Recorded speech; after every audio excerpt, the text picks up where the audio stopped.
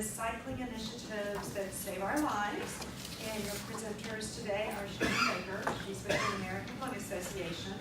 Jennifer Metro is with Bike to Beat Cancer. Kathleen Fletcher is with Bike NS. And Kirsten Rowland is with Toy Cure, all great organizations.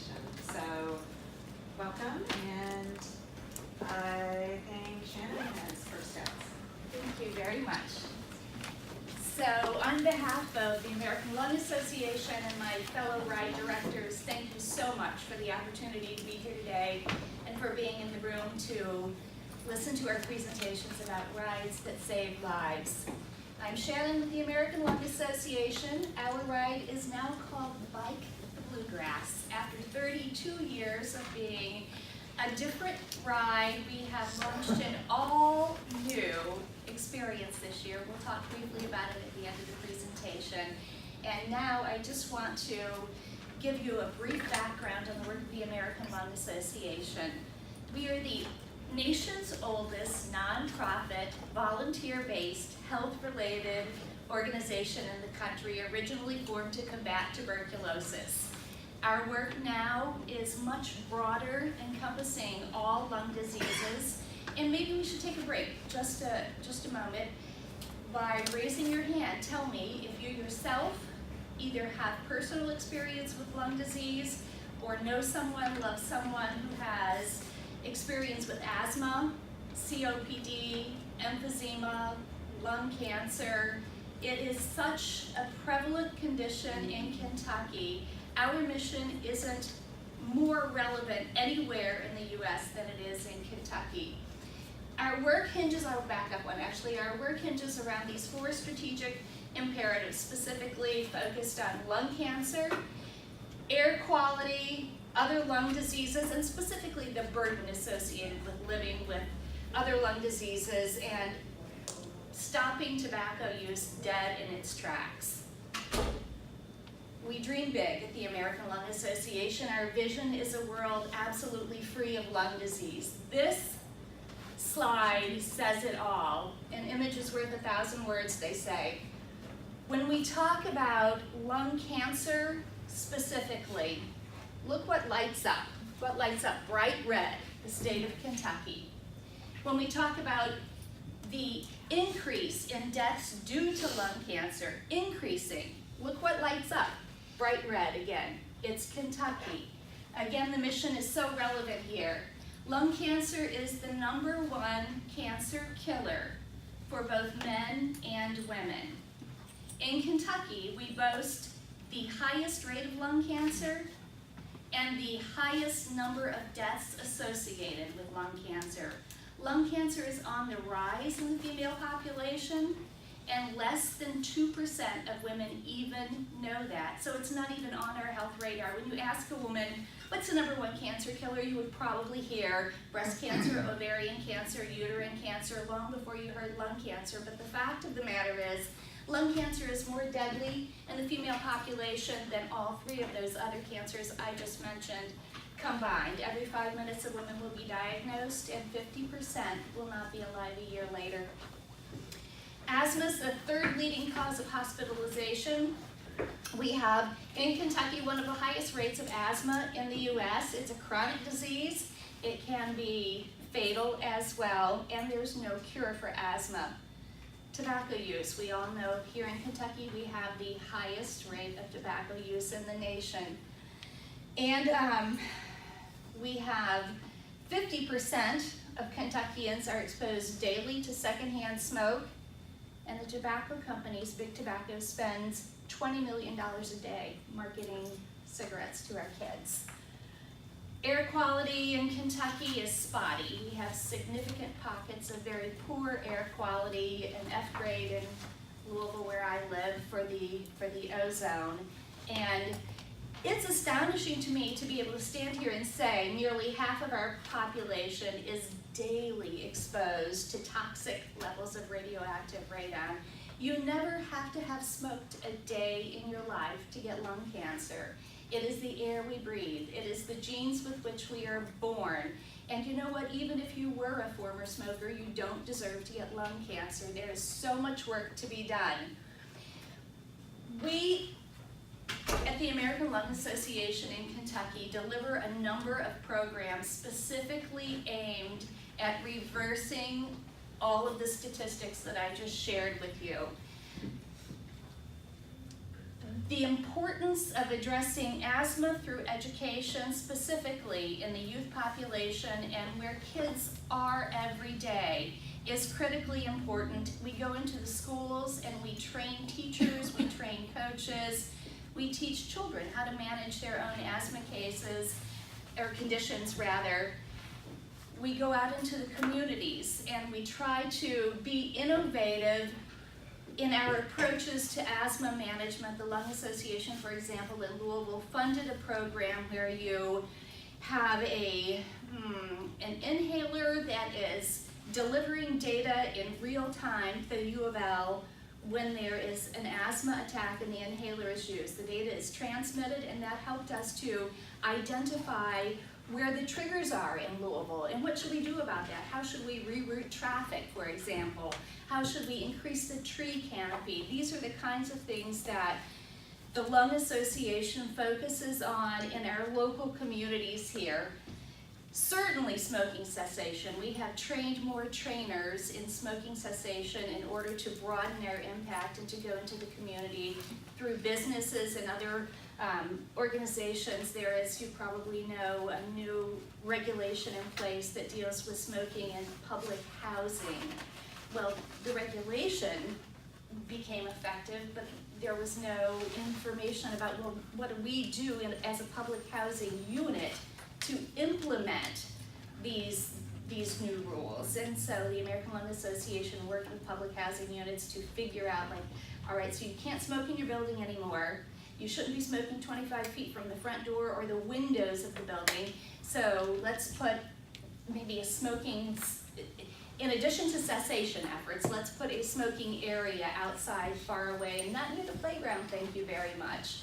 And so these are the kinds of things we do in the community. We train Better Breathers Clubs so that when a person has any lung condition, we are available through online means, through an 800 number, 24/7 to answer questions, the patient's questions, their family members' questions, struggling to deal with conditions affecting their ability to breathe, because when you can't breathe, nothing else matters.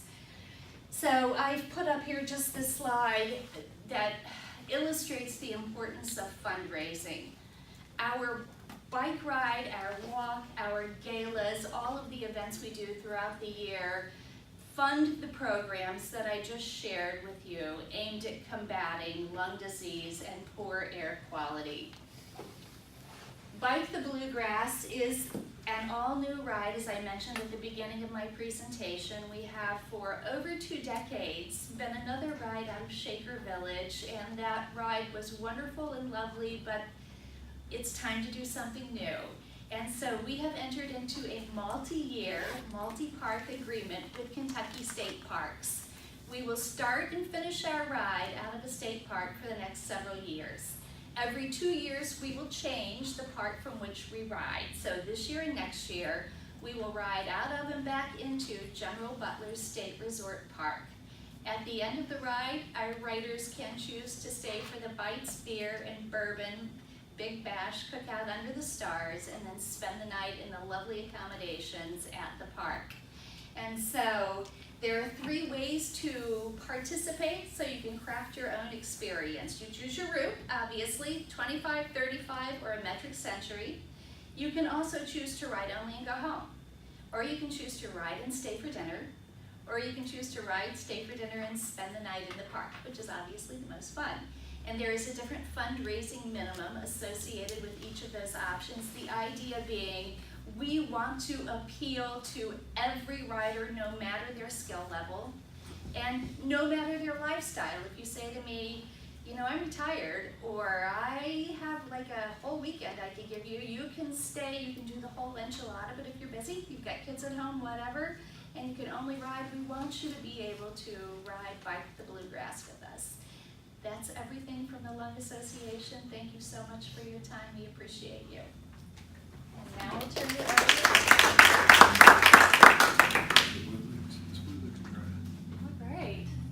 all so much for having me as well. My name is Jennifer Metro. I'm with Norton Healthcare Foundation. Just a little intro from me before I kind of dive into Bite to Beat Cancer and Norton Cancer Institute, which is the beneficiary of Bite to Beat Cancer.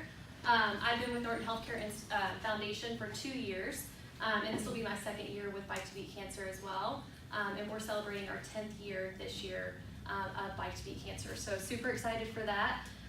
If you're not familiar with Bite to Beat Cancer already, it is an event that takes place out of Louisville. And again, the sole beneficiary of the event is Norton Cancer Institute. Norton Cancer Institute is located in Louisville, Kentucky, but we have locations all across the Louisville metro area. And just kind of speaking about Norton Cancer Institute and our mission is to cure cancer and eliminate suffering. So I think that speaks volumes as to what exactly we're doing at Norton Cancer Institute. Not only are we trying to cure cancer, which is obvious, we want to eliminate it completely, but we also want to eliminate suffering along the way. So individuals in this room, show of hands really quickly, probably everyone at some point knows somebody or has a family member or a friend that has been affected by cancer, right? There's no discrimination with cancer. And so our goal is, again, not only to fund research and different programs and services to help elevate medications as individuals are going through cancer treatment, but also to eliminate suffering through our resource centers. And our resource centers include things such as art therapy, yoga, tai chi, cycling classes, different things that we give cancer patients as they're going through treatment to help them along their treatment and make their treatment as comfortable as possible. So here's a list of our different locations, and we are building a new location currently at Norton Cancer Institute in Brownsboro. So just a little bit about Norton Cancer Institute. This slide looks a little wonky. I don't know if there's no. It is the largest we are the largest oncology provider in the state, so we do have 12 clinic locations, 4 resource centers, 3 radiation centers, and 3 infusion centers. So we are able to actually reach patients all over, not just the Louisville metro area, but as you can see on this, in these highlighted areas, the green is areas that we're not touching, but we are touching patients all the way up into northern Indiana. So through all of those different resource centers and programs that we offer, we're able to see more patients and help more patients as they're going through their cancer treatments. And that's through all of our physicians and employees that we have employed through Norton Cancer Institute.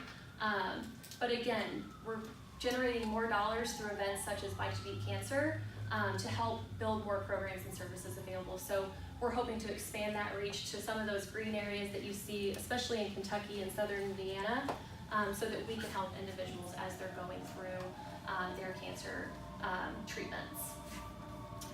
This slide here just basically touches on the war on cancer and dollars making a difference. So through events, again, like Bite to Beat Cancer and different events that are being held, not only for cancer programs, but cycling events and different fundraisers in our community. This specific slide does show that through dollars, we've been able to decrease the number of deaths, the mortality death rate, since 1975 up to 2012. This shows that we've actually been able to decrease the more money that we're putting into programs and research and services, that mortality rate is actually getting lower, which is great. So not so great, moving into something that Shannon touched on, is lung and bronchus cancer in the state of Kentucky. We currently are #1 for lung cancer death rate throughout the nation. So that's not something we're proud of, and as Shannon touched on, we are at Norton Cancer Institute funding programs for smoking cessation and things like that to try to get people to stop smoking because, again, that's #1 among other things, but this is one thing that we can actually, if we get people to stop smoking, can actually help out with. So what is Bite to Beat Cancer? I think there's a few slides that are missing here. Am I? Oh, I think we added more slides. So sorry, we're adding more slides. So I'll talk more about Bite to Beat Cancer.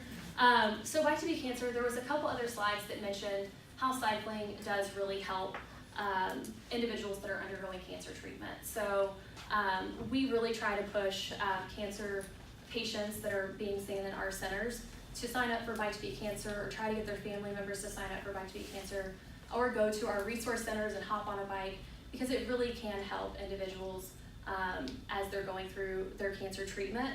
It helps not only with camaraderie, but it also helps with muscle fatigue, and I have a whole list of things on another slide that's not added here, but it helps with a whole array of things for individuals that are going through cancer treatment to help them get through their treatments a little bit easier. So what is Bike to Beat Cancer? If you're not familiar, again, it's a grassroots effort to help raise money for Norton Cancer Institute. The dollars go to different programs and services, specifically for research, behavioral oncology, early detection programs, funds and education for cancer awareness, and also to support those Norton Cancer Institute resource centers. Through our sponsorship dollars with the Bike to Beat Cancer, 100% of the funds that are raised by our riders goes directly back to Norton Cancer Institute. Some facts, raised in 2017, we were able to raise almost $500,000, and that's our goal this year, is to raise $500,000. We had over 830 riders and 450 volunteers, and $3.24 million has been raised since inception for Bike to Beat Cancer. Some facts about Bike to Beat Cancer, again, our event is actually the weekend before Shannon, so we're really excited about it. If you haven't signed up yet, we encourage you to hop online at biketobeatcancer.org and check it out. But there's all different types of participant levels. So from a family ride that's 5 miles that you can get your grandkids or your kids out on bikes and ride with you. We're really aiming to make it more accessible this year, so we're adding our 15-mile ride. And then we have 35, 65, 100, and also a spin session as well. And if biking's not your thing, if walking's your thing, we do have walks, but there's also volunteer opportunities available as well. Programs supported by Bike to Beat Cancer and other philanthropic programs that we have.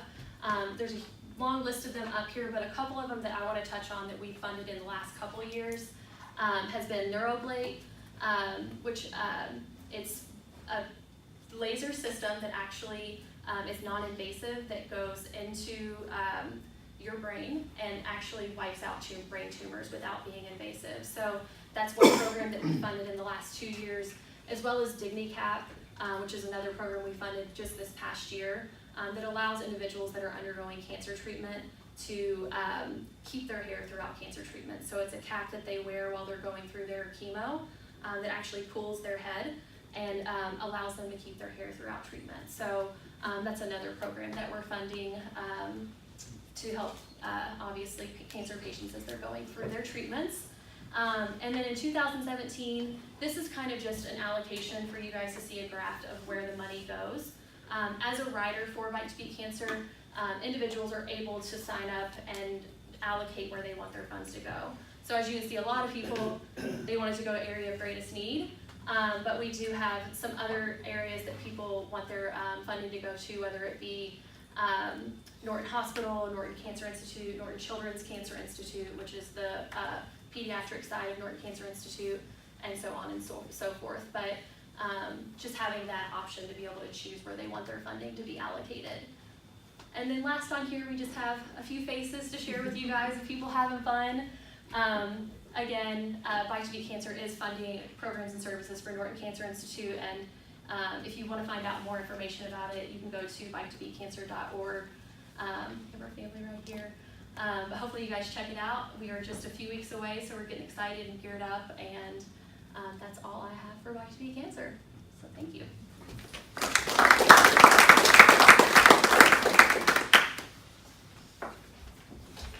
Hello guys, my name is Kathy Fletcher and I am with the National MS Society.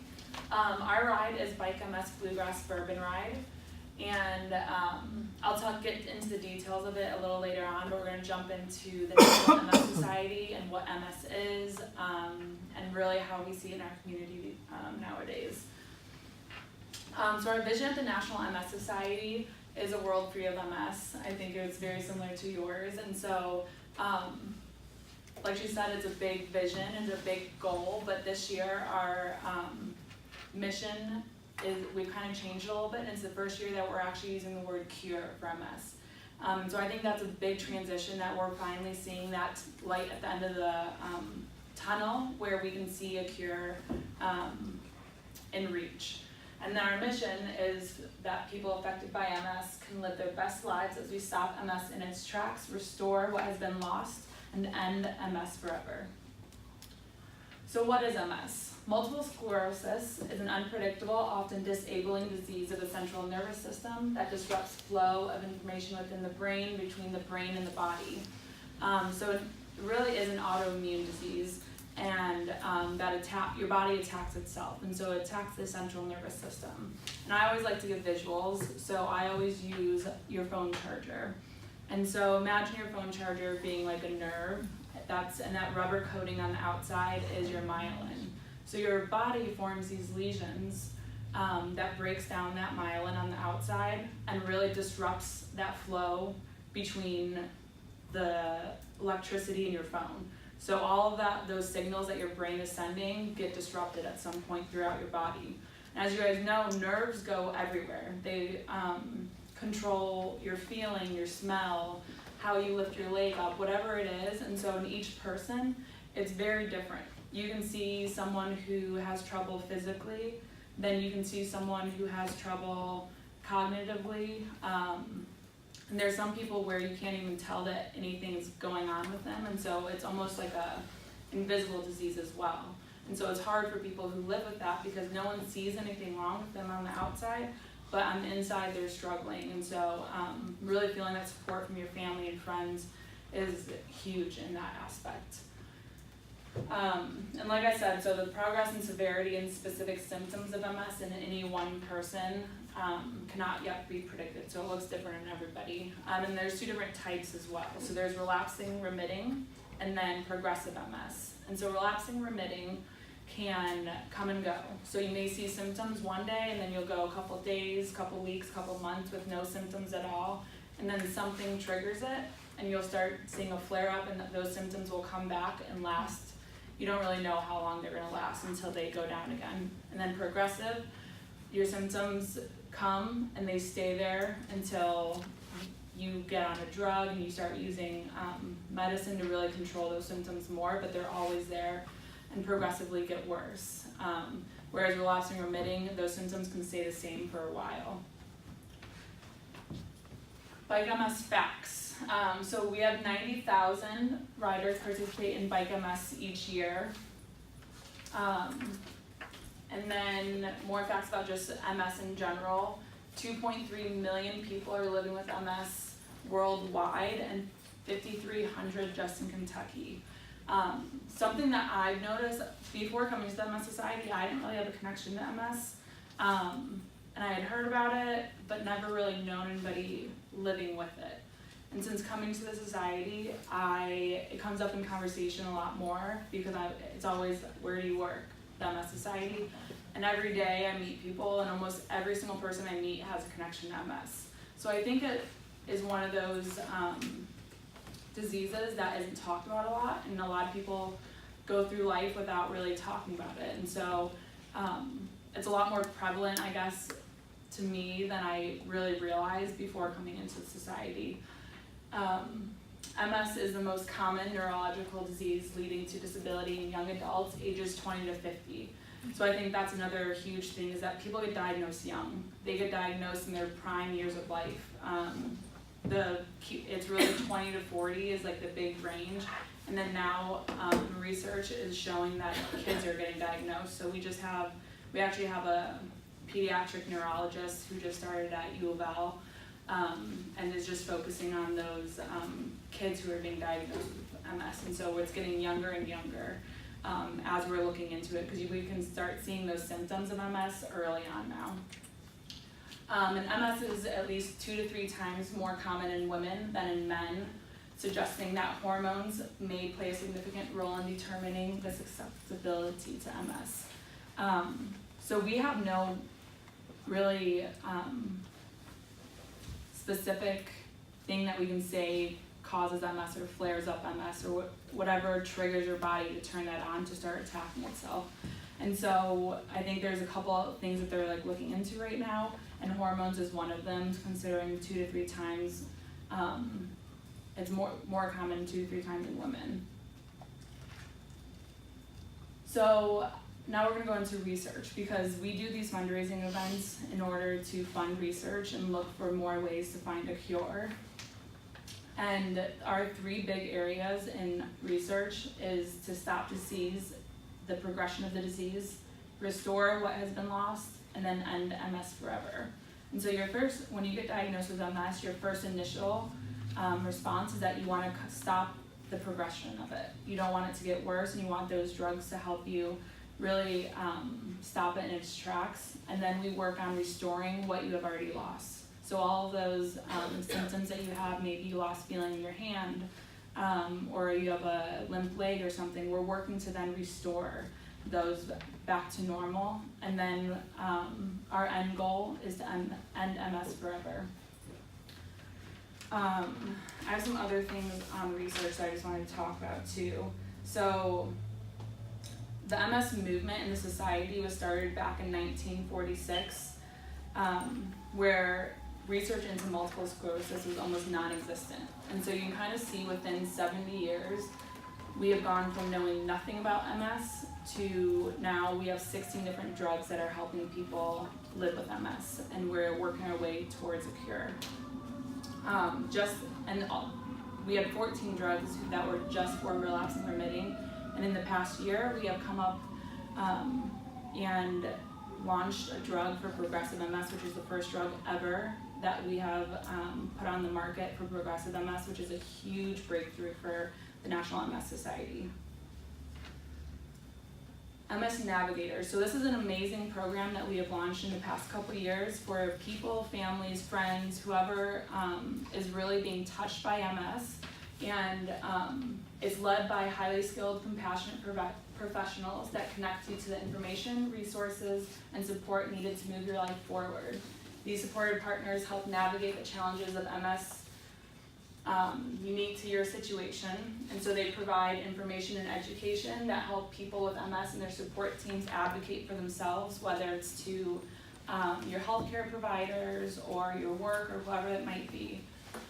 They connect individuals with emotional support resources such as support groups, help through complexities of finding healthcare provider, benefits, insurance, and access to coverage and employment, resources to face financial challenges and plan for the future, wellness strategy, and then crisis intervention in times of need. And so really every step along your way in your progress with MS, they're here to help, which I think is awesome, because we have our partners in care who they're working with are sending them to us so that we can then help them work their way through this. So now the Bike MS Bluegrass Bourbon Ride. We just wrapped up our ride. It was at the end of June, and so June 22nd, 23rd, and we ride into Heaven Hill Distillery. So they're our presenting sponsor and have been for 2 years, and then we just committed to another 3-year agreement with them. So for the next 3 years, we are going to be partnering with Heaven Hill and riding into the Bourbon Heritage Center down in Bardstown. It's a really cool event because we start at Anderson County, ride through horse country, ride into Heaven Hill, spend the afternoon in Team Tent Village. We have beer, food, you get to tour the distillery, tour the rick houses, and then hang out. And then at night we do a big dinner program, get a band out there, got some bourbon, a catered dinner out by the rick houses. We set up a huge tent. And it's kind of a big festival out there. We do a program, give out some awards. It's a really fun time out there. And like some of the other ladies have said, we have different options for how much you want to get involved. So we have a 1-day option. We also have a 2-day option. So you can ride the first day, 50 or 80 miles, stay the night, and then ride again the second day, 50 or 80 miles again. And I think that's it for that. And then if you guys have any questions or want to know about the ride, we just wrapped up, so next year's information really isn't out yet. But if you're interested, feel free to reach out to me, and I can send you along some information as well. Thanks, guys. And I have a question. Do you do the individuals riding in this do individual fundraising? They do. Money? Yeah, so our fundraising minimum is $250. And then we also have virtual cyclists like you guys have had, and then volunteer opportunities as well. Hey everybody, I'm wrapping up today's breakout session. I'm Kirsten Rowland with the American Diabetes Association. I am based out of, the American Diabetes Association for Kentucky is based out of Lexington. I am the employee for the state, so I know a lot of you all are here from different parts of the state. How many of you, with a show of hands, know somebody with diabetes? And sadly, in Kentucky, when you walk into a room and you ask that question, basically everybody raises their hand. So I've been really excited. This year, if you're familiar with the ADA at all, we held a long-standing walk and run at Keeneland Race Course called Step Out Walk. And then Louisville held the Tour de Cure, which was the biking part. And the ADA has combined those three events. It's like a free-running circus out there. You're riding, you're running, you're biking. But this year we wrapped that up in Keeneland in May, and it was just great to get to know the cycling community. And I'll talk more about that. But just when it comes to the ADA and what we are trying to accomplish, our mission, very similar, is to prevent and cure diabetes and to improve the lives of all people affected by diabetes. And since you guys all know somebody with diabetes, you know there's type 1, where your body just does not produce insulin. That's about 5% of the population of people with diabetes. The rest is type 2 gestational diabetes. And with all types of diabetes, there's no cure, but you can manage and you can prevent. So it's been exciting to see with the cycling and walking and running community. Our goal is a big one, but we are working with scientists, with research, healthcare providers, individuals, families, volunteers, and a long list of people to help pursue our vision. 1 in 11 Americans today has diabetes. Sadly, I was in a breakout session in this room earlier where they were talking about diabetes being a major problem here in Kentucky, and that is true. 567,000 Kentuckians live with diabetes today. That's more than 15% of our state population, and 100,000 of those people are living with it each day and don't know it. To make that problem even worse, there's more than 1 million Kentuckians right now living with prediabetes, and that is where your numbers are bordering an actual diagnosis, which is a huge problem. So we're working to educate and make people aware of what they can do to reduce their risk or manage their diabetes. In addition to the health aspect, the financial burden for the world, really, and our state is huge. 1 in 5 healthcare dollars spent is spent caring for people with diabetes, and the annual healthcare cost for a person with diagnosed diabetes is 2.3 times higher than a person without. Oh, sorry. Here in Kentucky, that translates to $3 billion being spent. So when you look at biking enthusiasts, walking runners, their efforts to get involved in events like the Tour de Cure and other events, those really are making a difference when it comes to healthcare costs, the health of people. So that's why sometimes participating in these events is so important. In addition, a lot of people, there's a misconception. They have heart disease, they have kidney problems, they have eye problems. A lot of these stem from having diabetes, and sometimes they go misdiagnosed, but with the numbers that you see of people living with diabetes, it really does cause a lot of other health-related problems. Now, the good news about this is we are still working for a cure for diabetes, but in the meantime, diabetes can be managed. Of course, your diet is very important. Also, exercise. Studies show with moderate exercise, you can reduce those numbers. You can live a very healthy life with diabetes.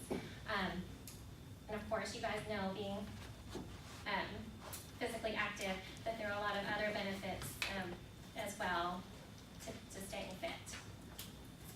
As I mentioned, the Tour de Cure, this year it was held on May 19th, which was a very wet and rainy day. So for my first, I actually came from the gala side of it, where it was like inside of a hotel and you ate dinner and you like bid on a silent auction. So you can imagine the excitement and wonderful day that I had, where we had to delay the opening ceremonies, and we actually canceled we canceled the 63-mile route to get people back in before severe weather. But in the end, you'll still see some smiles, and I got everything back home, and everything was like drenched. It took me weeks to get everything dried out. But it was a great day for a great cause. So this year we did the 63-mile route that started at Keeneland. We did the 32-mile route that started at Keeneland, went past part of the Bourbon Trail, Woodford Reserve, Castle and Key, and then they looped back and came back to Keeneland. We also had a 5K run, a 5K walk, and a 1-mile fun route that a lot of families with smaller children do. So for our inaugural numbers, we had close to 500 participants. We had 66 riders, which of course, this being our first year and being moved to a different venue, we would love to just spread the word about that and get more riders. But we had riders from North Carolina, Tennessee, Pennsylvania. And the guy from North Carolina said he's ridden in 20 tours, and this was the most beautiful venue that he had seen, riding, the beautiful hills of central Kentucky. We have Living Red participants who live with diabetes, type 1, type 2, that participate. They get special shirts and special perks for being Living Red participants. I would say that would be close to a fourth of all of our participants this year. And through that event and through the help of our sponsors and participants, we raised over $200,000, and we're still adding to that total. You may ask, and I'm sure if any of you all in this room have participated in a charity ride, most people are passionate about that cause for a reason. They either know someone living with that disease, or they want to make a difference. So we always want people to know where their dollars are going. All the money that we raise basically stays in Kentucky. So $500,000 of research to not only find a cure, but just to make life better for people living with diabetes is happening right down the road at UK and U of L. We have a lot of advocacy efforts. We help pass a Safe at School bill here in Kentucky to make sure that all children with diabetes have a fair voice and are treated equally when it comes to the medication and the needs that they need. And then just supporting people in general, information, mission engagement days, to help talk about exercise, to help talk about healthy eating. We have a large focus on Eastern Kentucky and have partners where we're disseminating information about that. And our Family Link program is one that's near and dear to my heart, and that's just a lot of children living with diabetes where we have fun and educational activities for them. So that's basically it. We continue to work to make a positive impact for people here in Kentucky and across the country. And in the end, can you guys imagine a world without diabetes?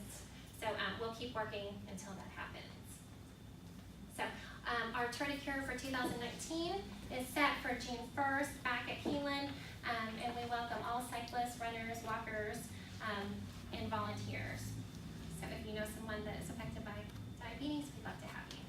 What does the virtual participants mean, virtual runners? So that's when somebody can't actually be at the event that day, so they'll go ahead and sign up and participate, and a lot of times they'll just do the cycling event in their own neighborhood. Oh, okay. Or when they have time.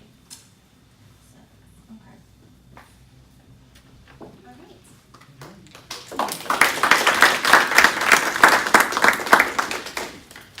We have time for questions, if anyone has some questions. For all three platforms that you all represented today, do you all have fundraiser rides in every state? Or is that just one, like, so, since you spoke last, is there only one in Kentucky for diabetes? There or is There is only one in Kentucky, and sometimes it just depends on the state. Larger states might have more. And this is a little something different where we have the walk and the run here, and then we have the ride in Louisville. But I think a lot of organizations are going towards a more programmatic direction. So for the ADA, we like to have like one big event where everybody can converge from the state. Ours is a little different. Ours is just a single ride that happens in Louisville, and all the funding stays local. So it all stays within Norton Cancer Institute and is funding research and different programs and services just at the local level. Ours is across the nation, and so we have a ride in almost every state, and then some states may have 2 to 3 rides.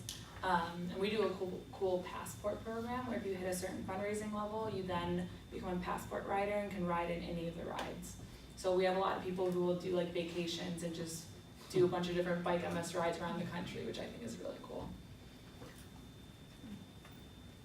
And the Lung Association has about a dozen rides around the country. It is not one of our nationwide signature events like the walk and the Fight for Air stair climb are. Our rides maybe are a dozen in number, concentrated in the north, well, a lot in the Northeast, but also we have a ride in California and a ride in Chicago as well.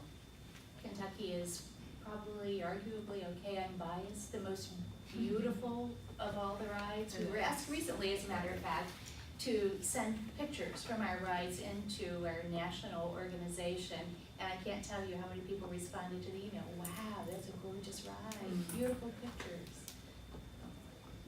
I have a question for you. As you move around to the different state parks, do you contact the local clubs and riders to come up with routes?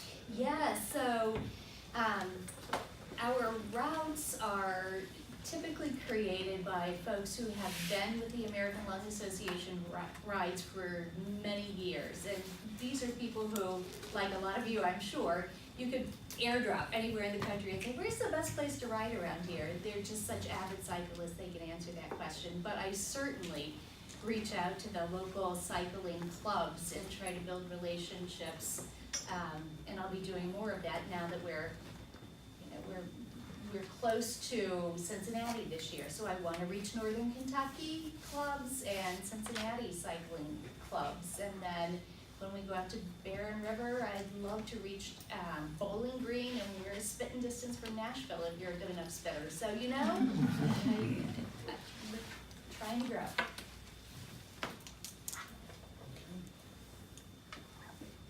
Any more questions? All right, well, let's thank our panel one more time.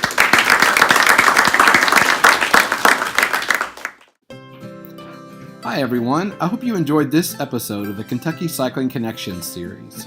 The Kentucky Cycling YouTube channel is a volunteer effort aimed at promoting cycling in the Bluegrass region. You can support this work by sharing the videos on social media. Also, please like the video on YouTube and subscribe to the channel. Thanks.